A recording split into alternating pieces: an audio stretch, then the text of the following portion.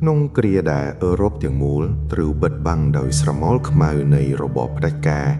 និងសម្រែកយន្តហោះចម្បាំងដែលនាំមកនូវសេចក្តីស្លាប់ពិភពលោកបានសម្លឹងទៅរកបុរសម្នាក់គាត់មិនមែនជាទេវតាដែលចុះពីលើមេឃឡើយប៉ុន្តែគាត់គឺជាបុរសវ័យចំណាស់ម្នាក់ដែលកាន់បំពង់ស៊ីកាមានមួកខ្ពស់និងមានក្រសែភ្នែករឹងដូចធម្មតាគាត់គឺ Winston Churchill បុគ្គលដែលបានបង្រៀនឲ្យមនុស្សជាតិស្គាល់ពីតម្លៃនៃពាក្យថាមិនចុះចាញ់សូម្បីតែក្នុងវិនាទីដែលចិត្តដង្ហើមចុងក្រោយ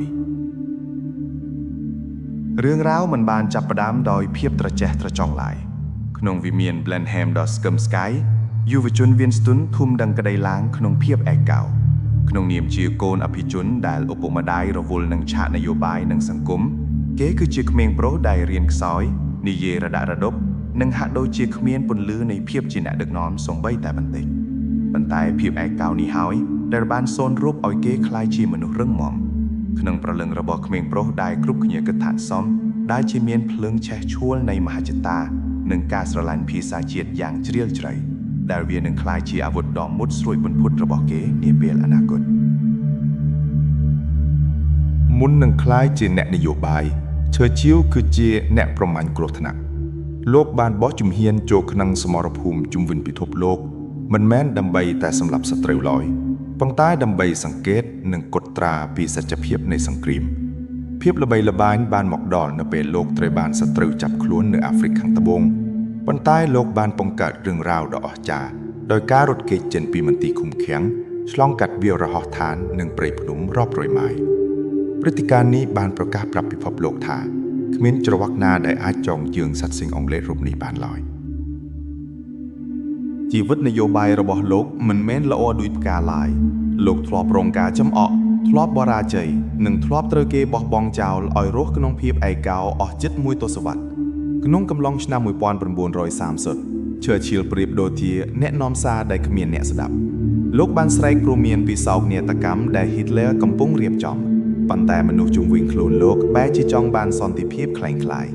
រហូតដល់គ្រាប់បែកដំបូងបានធ្លាក់ចុះទើបពិភពលោកភ្ញាក់ខ្លួននិងដឹងថាពួកគេត្រូវការបរិសុទ្ធម្នាក់ដែលហ៊ាននិយាយពាក្យពិត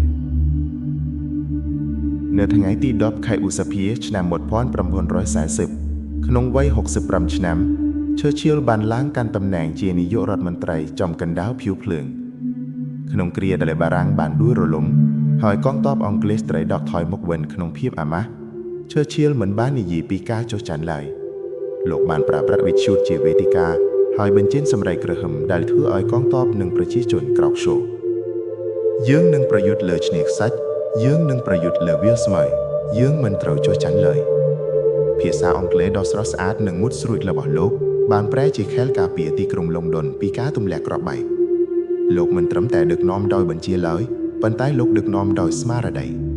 ជ័យជំនះនៅឆ្នាំ1945មិនមែនត្រឹមតែជាជ័យជំនះខាងយោធាប៉ុណ្ណោះទេប៉ុន្តែវាគឺជាជ័យជំនះនៃសេរីភាពលើរបបផ្ដាច់ការដែល Churchill គឺជាអ្នកកាន់ចង្កូតយ៉ាងរឹងមាំបំផុត Churchill បានចាក់ចេញពីពិភពលោកនេះក្នុងឆ្នាំ1965ប៉ុន្តែលោកបានបន្សល់ទុកនូវអ្វីដែលលើសពីជ័យជំនះក្នុងសង្គ្រាមលោកបានបន្សល់ទុកនូវសំណេរប្រវត្តិសាស្ត្រដ៏អស្ចារ្យដែលនាំឲ្យលោកទទួលបានពានរង្វាន់ Nobel ផ្នែកអក្សរសាស្ត្រលោកបានបង្ហាញឲ្យឃើញថាជោគជ័យនិងបរាជ័យគ្រាន់តែជាចំណត់បណ្ដោះអាសន្នប៉ុន្តែសេចក្តីក្លាហានក្នុងការដើរទៅមុខគឺជាអ្វីៗគ្រប់យ៉ាង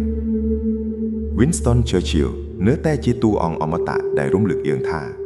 សូម្បីតែមនុស្សដែលធ្លាប់ត្រូវគេមើលងាយមនុស្សដែលធ្លាប់បរាជ័យក៏អាចក្លាយជាអ្នកស្រោចស្រង់ពិភពលោកបានដែរប្រសិនបើពួកគេមានបេះដូងដៃថែបនិងជំនឿចិត្តលើសច្ចភាព